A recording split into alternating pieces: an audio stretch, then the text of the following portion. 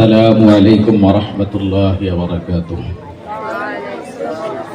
الحمد لله نحمده ونستعينه ونستغفره ونؤمن به ونتوكل عليه ونعوذ بالله من شرور أنفسنا ومن سيئات أعمالنا. من يهده الله فلا مضل له ومن يضلله فلا هادي له. ونشهد أن لا إله إلا الله وحده لا شريك له ونشهد أن محمدا عبده ورسوله. أما بعد فأعوذ بالله من الشيطان الرجيم. بسم الله الرحمن الرحيم. من كان يريد الحياة الدنيا وزينتها نوفي إليهم أعمالهم فيها وهم فيها لا يبخسون. أولئك الذين ليس لهم في الآخرة إلا النار وحبط ما صنعوا فيها وباطل ما كانوا يعملون. وقال النبي صلى الله عليه وسلم: إنما الأعمال بالنيات وإنما لكل امرئ ما نوى. فمن كانت هجرته إلى الله ورسوله فهجرته إلى الله ورسوله. ومن كانت هجرته لدنيا يصيبها أو امرأة ينكحها فهجرته إلى ما هاجر إليه أو كما قال النبي عليه الصلاة والسلام. وقال الله تعالى في شأن حبيبه مخبرا وآمرا: إن الله وملائكته يصلون على النبي يا أيها الذين آمنوا صلوا عليه وسلموا تسليما. اللهم صل على محمد وعلى آل محمد كما صليت على إبراهيم وعلى آل إبراهيم إنك حميد مجيد. اللهم بارك على محمد وعلى آل محمد كما باركت على إبراهيم وعلى آل إبراهيم إنك حميد مجيد. উম্মুল কোরা শিক্ষা পরিবার কর্তৃক আয়োজিত অধ্যকার খতমে কোরআনে কারীম এবং খতমে বুখারী শরীফ উপলক্ষে আজকের এই মহতী জলসার সম্মানিত সভাপতি, উম্মুল কোরা শিক্ষা পরিবারের সম্মানিত প্রিন্সিপাল সাহেব এবং সম্মানিত শিক্ষকবৃন্দ, আমার সামনে উপবিষ্ট আজিজ তলাবা এবং অভিভাবক বৃন্দ, আমরা সর্বপ্রথম মহান আল্লাহ রাব্বুল আলামিনের দরবারে শুকরিয়া জ্ঞাপন করছি, যিনি আমাদেরকে আজকের এই একটি সুন্দর জান্নাতি মাহফিলে আসবার বসবার অংশগ্রহণ করার তৌফিক এনায়েত ফরমায়াছেন। সকলেই মনের গভীর থেকে অন্তরের অন্তঃস্থল থেকে শুকরিয়া জ্ঞাপনার্থে বলি আলহামদুলিল্লাহ। আমাদের বাংলাদেশ নিয়ে ইসলাম বিরোধী বিভিন্ন রকমের শক্তি তারা আমাদের এই দেশের ইসলামী সভ্যতা, কৃষ্টি, কালচার, শিক্ষা দীক্ষা তথা ইমানি শক্তি কিভাবে ধ্বংস করে এই দেশ থেকে ইসলামকে বিতাড়িত করা যায়, এই চেষ্টা প্রচেষ্টায় তারা সদা নিয়োজিত।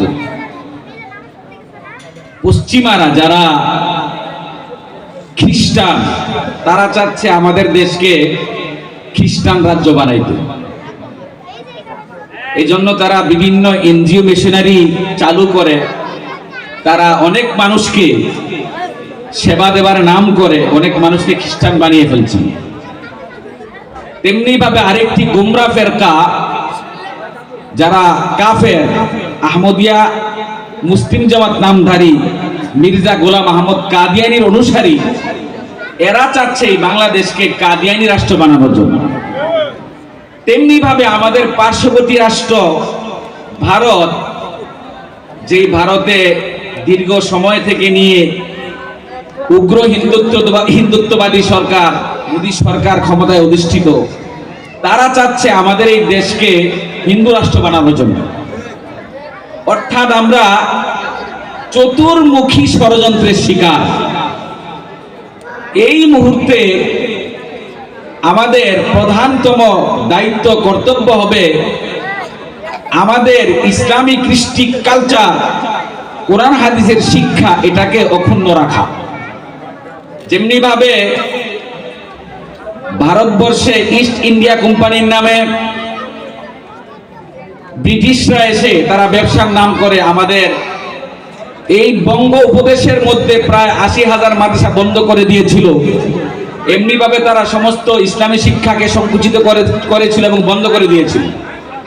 তখন এই কাসেম নানুতুবি রহমতুল্লাহ আলাইহি সরকারের পৃষ্ঠপোষকতা মুক্ত হয়ে নির্ভেজাল শিক্ষা ব্যবস্থা চালু করার নিমিত্তে উনি দারুল উলুম দেওবন্দ কায়েম করেছিলেন। সেই শিক্ষা ব্যবস্থা বর্তমানে আলহামদুলিল্লাহ সারা বিশ্বব্যাপী সম্প্রসারিত হয়েছে। তারই একটি শাখা হচ্ছে আমাদের এই উম্মুল কোরা পরিবারের এই মাদ্রাসা। আলহামদুলিল্লাহ বলি সবাই। এই উম্মুল কোরা শিক্ষা পরিবার, এখানে যে শিক্ষা মিশন, এটাতে অ্যাডভার্টাইজমেন্টে বলাই আছে যে আন্তর্জাতিক মানের একটি শিক্ষা প্রতিষ্ঠান।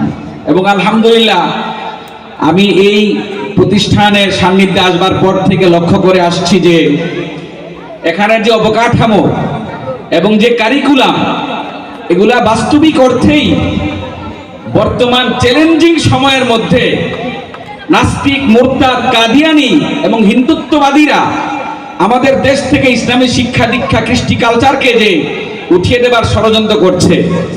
আমরা যদি উম্মুল কোরা শিক্ষা পরিবারে এবং এই আলোকে আরো হাজার হাজার মাদ্রাসা করতে পারি, যেখানে সব ধরনের শিক্ষার ব্যবস্থা থাকবে।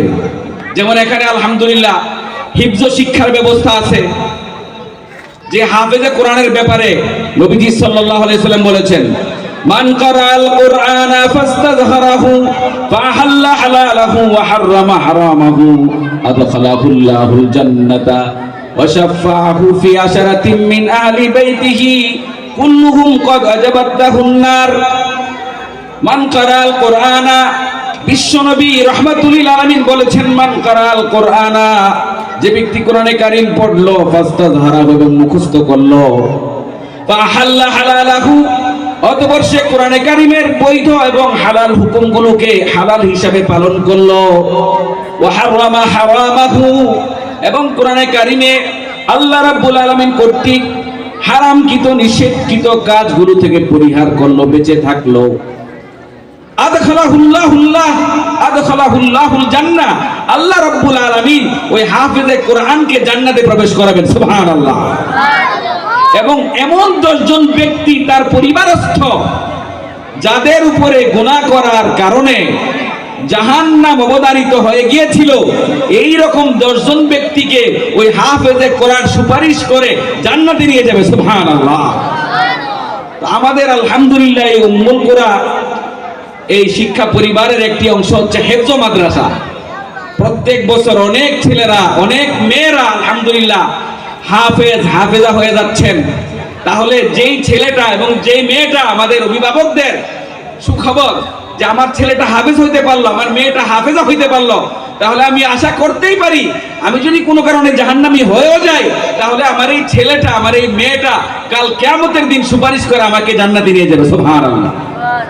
শুধু তাই না, হাদিসে পাকের মধ্যে আরো এসেছে, যেই ব্যক্তি কোরআনে কারীম হিফজ করবে, উলবিসা ওয়ালিদাহু তাজান ইয়াউমাল কিয়ামাতি, ওই হাফেজে কোরআন যে হিফজ করলো তার পিতা মাতাকে কিয়ামত দিবসে এমন একটি মুকুট পরানো হবে, এমন একটি মুকুট তাদের মাথার মধ্যে তাজ পরানো হবে, দুনিয়ার কারো ঘরে যদি সূর্য এনে রাখা হয়, ওই সূর্যের আলোটা ঘরের মধ্যে যদি কারো এনে রাখা হয়, যত আলো হবে এর চেয়ে বেশি আলোকিত হবে হাফেজে কোরআনের মাতা পিতাকে যে মুকুট পরানো হবে সেটি। সুবহানাল্লাহ।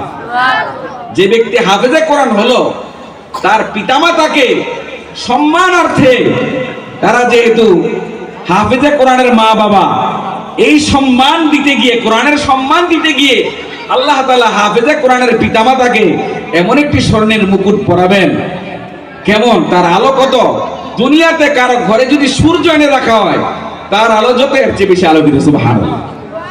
এরপরে নবীজি বলেছেন, ফামা যান্নুকুম বিল্লাযী আমিলা বিহাযা, তোমাদের কি ধারণা ওই ব্যক্তি সম্পর্কে যে কোরআন হেফজ করলো আর নিজে আমল করলো। হাফেজে কোরআনের মা বাবাকে যদি এই সম্মান দেওয়া হয়, তাহলে যে সরাসরি ডাইরেক্ট হাফেজে কোরআন, তার সম্মান আরো অনেক বেশি হবে না? আরো অনেক বেশি হবে। অন্য হাদিসে এসেছে, ইউকালু লি সাহিবিল কুরআনি ইকরা ওয়ারতাকি ওয়ারাত্তিল কামা কুনতা তুরাত্তিলু ফিদ দুনিয়া ফা ইন্না মানজিলাকা ইনদা আখিরি আয়াতিন তাকরাউহা। অন্য হাদিসে নবীজি বলেছেন, কিয়ামতের দিন হাসরের ময়দানে ইউকালু লি সাহিবিল কুরআনি, কোরআনের হাফেজকে বলা হবে, ইকরা, ও হাফেজ তুমি পড়ো, এবং তার তিলের সাথে পড়ো, যেমন তুমি তার তিলের সাথে সুন্দরভাবে দুনিয়াতে পড়তে ওইভাবে তুমি পড়ো। এক একটা আয়াত পড়ো আর এক এক তালা উপরে চড়ো। সুবহানাল্লাহ। একটা আয়াত হাফেজে কোরআন পড়বে, এক তালা উপরে যাবে, আরেকটা আয়াত পড়বে, আরেক তালা উপরে যাবে, আরেকটা আয়াত পড়বে, আরেক তালা উপরে যাবে। এইভাবে একজন হাফেজে কোরআনের 6666 আয়াত মুখস্থ আছে, সে এক একটা আয়াত পড়বে আর এক একটা তলা উঠতে থাকবে। নবীজি বলেছেন, ফা ইন্না মানজিলাকা ইনদা আখিরি আয়াতিন তাকরাউহা, তোমার সর্বশেষ ঠিকানা হবে ওই উঁচু তলায় যে আয়াত তুমি পড়বে। তার মানে হচ্ছে 6666 তলা উপরে হবে একজন হাফেজে কোরআনের ঠিকানা। সুবহানাল্লাহ। এই হাফেজে কোরআনের যে ফজিলত, আরো অনেক অসংখ্য ফজিলতের কথা হাদিসের মধ্যে এসেছে, তোর মধ্যে থেকে উল্লেখযোগ্য কয়েকটা আমি বললাম। এই হাফেজে কোরআনের বানানের কারখানা আলহামদুলিল্লাহ আমাদের এই উম্মুল কোরা মাদ্রাসা বালিকা শাখায়ও মেয়েরা হাফেজা হচ্ছে, ঘোষণা হয়েছে 5 জন হাফেজা এবার বের হবে আলহামদুলিল্লাহ। বালক শাখা থেকেও প্রত্যেক বছর 10-15-20 জন এরকম হাফেজ হইতেছে। তারপরে চ্যালেঞ্জিং যে বিষয়টা আমি যেটা বলছিলাম, আমরা অভিভাবকরা চিন্তা করি যে আমার ছেলেকে, আমার মেয়েকে যদি আরবি পড়ার জন্য মাদ্রাসায় দেই, তাহলে দুনিয়াতে সে কি করে খাবে, দুনিয়ার জেনারেল শিক্ষা, এই চিন্তা আমরা করি। তো আলহামদুলিল্লাহ একটি অদ্ভুত শিক্ষা প্রতিষ্ঠান এটি, যেখানে একজন ছেলেকে, একজন মেয়েকে তাকে না জেনা শুদ্ধ করার সাথে সাথে এবং হাফেজ বানানোর সাথে সাথে যে বোর্ডের যে বইগুলো আছে, সেই বোর্ডের বইগুলো অলরেডি মেট্রিক পর্যন্ত আছে আলহামদুলিল্লাহ। হাফেজের পাশাপাশি তাকে জেনারেল শিক্ষার যে শিক্ষাটা, সেটাও এখানে দেওয়া হচ্ছে। আপনি যদি আপনার এই ছেলেকে এই মাদ্রাসায় পড়ানোর পরে হাফেজ বানান, এরপরে সে যদি এখান থেকে মেট্রিক পাস করে, একটা ছেলে স্কুলে পড়ে মেট্রিক পাস করলো ওই ছেলেটা, একটা মেয়ে স্কুলে পড়লে মেট্রিক পাস করলো ওই মেয়েটা, আর এই মাদ্রাসায় পড়ে হাফেজ হইলো, সাথে সাথে আলেমা হইলো, আবার মেট্রিক পাশও করলো, দুইটা কি এক বরাবর নাকি? এটা অনেক বেটার এবং অনেক উত্তম হবে। যার দ্বীনি শিক্ষাও আছে, কোরআনের শিক্ষাও আছে, পাশাপাশি তার জেনারেল শিক্ষাটাও আছে, এটা অনেক বেটার না? অনেক বেটার হবে। এরপরে আপনি যদি চান যে আপনি মাদ্রাসায় পড়াইবেন না, এরপরে মেট্রিক পাস করানোর পরে আপনি চাইলে ইঞ্জিনিয়ার বানান, চাইলে ডাক্তার বানান, কোনো অসুবিধা তো নাই। মৌলিক শিক্ষাটা হচ্ছে ইমানি শিক্ষা এবং কোরআনের শিক্ষা। এই শিক্ষাটা যদি আমি আপনাকে দিয়ে দিতে পারি, আমরা আমাদের ছেলে মেয়েদেরকে দিয়ে দিতে পারি, এরপরে উপরে গিয়ে তাকে বিভ্রান্ত করার মতো ক্ষমতা কারো নাই। আল্লামা ডক্টর আকবর এলাহাবাদী তার ছেলেকে উপদেশ দিয়েছেন, तुम शौक से कॉलेज में पढ़ो पार्कों में फूलो, जायज है के गुब्बारों में उड़ो चरख से झूलो, लेकिन एक सुखन बंदा है अकबर की रहे याद, अल्लाह नबी और अपनी हकीकत को ना भूलो। तुम शौक से कॉलेज में पढ़ो पार्कों में फूलो। डॉक्टर আকবর এলাহাবাদী তার ছেলেকে বলেছেন, तुम शौक से कॉलेज में पढ़ो पार्कों में फूलो, তুমি আগ্রহ উদ্দীপনা নিয়ে কলেজে পড়ো, ভার্সিটিতে পড়ো, অসুবিধা নাই, এবং তুমি পার্কে ঘুরো, উড়োজাহাজ দিয়ে দেশ থেকে দেশান্তরে তুমি ঘুরো, কোনো অসুবিধা নাই, কিন্তু लेकिन एक सुखन बंदा अकबर की रहे याद, अल्लाह नबी और अपनी हकीकत को ना भूलो। তবে আমার একটি কথা তুমি মনে রাখবে, আল্লাহকে, নবীকে এবং তুমি নিজে কি কি ছিলা, কোথায় আছো, কোথায় যাবা, তোমার গন্তব্য কি, এটা তুমি ভুলে যেও না। আমি এখানে এটা কোট করলাম এজন্য, একজন মানুষ আল্লাহকে না ভুলতে হইলে, আল্লাহর রাসূলকে না ভুলতে হইলে এবং নিজে কি, বুজুর্গরা বলেছেন, মান আরাফা নাফসাহু ফাকাদ আরাফা রাব্বাহু, যে নিজেকে চিনলো সে আল্লাহকে চিনল। আমি কি, আমি কোথায় ছিলাম, কোথায় আছি, কোথায় যাব, এই বিষয়গুলা, বেসিক যে বিষয়গুলা, মৌলিক যে বিষয়গুলা, এই শিক্ষাটা থাকতে হলে অবশ্যই একজন ছেলেকে, একজন মেয়েকে সহি শুদ্ধভাবে কোরআনে কারিম শিক্ষা দিতে হবে। এবং ইসলামের যে আকীদা, বিশ্বাস, আল্লাহর সম্পর্কে স্বচ্ছ ধারণা, নবী রাসূলদের সম্পর্কে সঠিক ধারণা, আখিরাতের ব্যাপারে সঠিক ধারণা, এই মৌলিক শিক্ষাগুলো থাকতে হবে। তবেই সে গিয়ে এরপরে যদি কোনো বৈরী পরিবেশেও যায়, জেনারেল শিক্ষা শিখুক, ব্যবসা বাণিজ্য করুক, বিদেশে যাক, আমেরিকা যাক, লন্ডন যাক, ডাক্তার হোক, যাই হোক না কেন, সে আর বিভ্রান্ত হবে না, তাকে কেউ গুমরা করতে পারবে না। অতএব মৌলিক শিক্ষাটা দিতে গেলে আমরা অবশ্যই এই মাদ্রাসার শরণাপন্ন হতে হবে। এই জন্য আমরা যারা আলহামদুলিল্লাহ এই মাদ্রাসায় আমাদের ছেলে মেয়েদেরকে দিয়েছি, এখানে যেহেতু সব রকমের সাইড, জেনারেল শিক্ষাও আছে এবং পাশাপাশি দ্বীনি শিক্ষাও আছে, তাহলে এই মাদ্রাসায় যদি আমরা আমাদের সন্তানদেরকে দেই, পড়াই, তাহলে আলহামদুলিল্লাহ তার যে মৌলিক ভিত্তিটা, কোরআনের ভিত্তিটা এবং ইমানের ভিত্তিটা, এটা মজবুত হবে। তখন গিয়ে আর সে বিভ্রান্ত হবে না, যেটা ডক্টর আকবর এলাহাবাদী বলেছেন। এবং পাশাপাশি এই মাদ্রাসা, আমি তো আশা করছি যে ইনশাআল্লাহ ওদের ভবিষ্যতে একটি বিশ্ববিদ্যালয়ে রূপান্তরিত হবে, যেইভাবে তার প্ল্যান প্রোগ্রাম নেওয়া হয়েছে। এখানে আলহামদুলিল্লাহ ছেলে মাদ্রাসাটা দাওরা হাদিস পর্যন্ত করার প্ল্যানও সামনে আছে, মহিলা মাদ্রাসাও দাওরা পর্যন্ত অলরেডি আলহামদুলিল্লাহ হয়ে গেছে। তো এইভাবে যদি আমরা এই প্রতিষ্ঠানের সাথে আমরা লেগে থাকি এবং ছাত্র যারা আমরা এই প্রতিষ্ঠানের মধ্যে এসেছি, পড়তেছি, আমরা নিজেদেরকে যদি হীনমন্যতায় না ভুগি, বরং মনোযোগ সহকারে যদি লেখাপড়া করি আর আমরা যদি সময়কে কাজে লাগাই, তাহলে অবশ্যই ইনশাআল্লাহ আমরা মজবুত এবং হক্কানি, রব্বানি, আলেম, আলেমা হয়ে বের হতে পারবো। আল্লাহ তাআলা আমাদেরকে এই সঠিক পুষ্টা দান করুন, সকলে বলি আমিন। এজন্য আজকে খতমে বুখারী, খতমে এবং খতমে কোরআন উপলক্ষে যে আজকের এই অনুষ্ঠানের আয়োজন করা হয়েছে, আমি আসলে আজকে বুখারী শরীফের যে প্রথম হাদিসটা, এই হাদিসটা তেলাওয়াত করেছি। ইমাম বুখারী আলাইহির রহমা সহিহ বুখারী শরীফের মধ্যে প্রথমে যে হাদিসটা এনেছেন, এই হাদিসটা হচ্ছে নিয়ত সংক্রান্ত। এই হাদিসের রাবি হচ্ছেন আলকামা বিন ওয়াক্কাস লাইসি। আলকামা বিন ওয়াক্কাস লাইসি বলেন, সামিতু ওমর বিন খাত্তাব ইয়াকুল আলাল মিম্বার, আমি ওমর বিন খাত্তাব রাদিয়াল্লাহু তাআলা আনহুকে মিম্বরের মধ্যে উপবিষ্ট থাকা অবস্থায় বলতে শুনেছি। তিনি বলেছেন যে আমি আল্লাহ রাসূল সাল্লাল্লাহু আলাইহি ওয়াসাল্লামকে বলতে শুনেছি, ক্বালা রাসূলুল্লাহ সাল্লাল্লাহু আলাইহি ওয়াসাল্লাম ইন্নামাল আমালু বিন্নিয়াত। রাসূল করিম সাল্লাল্লাহু আলাইহি ওয়াসাল্লাম ইরশাদ ফরমায়াছেন, ইন্নামাল আমালু বিন্নিয়াত, অবশ্যই নিশ্চয়ই আমল সমূহের নির্ভরতা করে, মানে আমল সমূহ নির্ভর করে নিয়তের উপরে। অর্থাৎ নিয়ত যদি সহি শুদ্ধ না হয় এবং সঠিক না হয়, তাহলে ওই আমল আল্লাহ তাআলার দরবারে গ্রহণযোগ্য হবে না। নিয়তটাকে পরিশুদ্ধ করতে হবে। এই বিষয়টাকে ক্লিয়ার করতে গিয়ে নবীজি বলেছেন, ইন্নামাল আমালু বিন্নিয়াত, অবশ্যই আমল সমূহের গ্রহণযোগ্যতা নিয়তের উপরে।